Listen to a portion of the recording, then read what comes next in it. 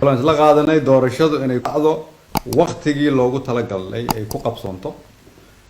waqtigaasna si ay ugu qabsoonto waa in la geliyo xooga ugu badan oo la geli karo sidoo kale waa in laga fogaadaa in ay dhacdo ama lagu shaqeeyo fikir ku salaysan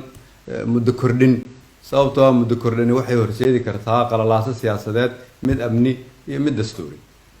sida golaha wasiiradu ay codsadeen marka waa inaan u shaqeynaa kulligeen in hadda la soo gaaray waqtigii dalkan iyadoo talada la wadaagayo laga samata bixin lahaa meesha aan joogno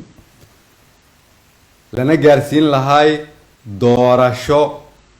dadka Soomaaliyeed ay ku midaysan yihiin sida aan hore u sheegay golaha wasiiradu way soo shaqeeyaan way bixiyaan juhdi aad u fara badan maantana waa doodeen juhdigaasna waxaad u bixisaan in shuruucdii iyo shaqooyinka la idinka rabay aad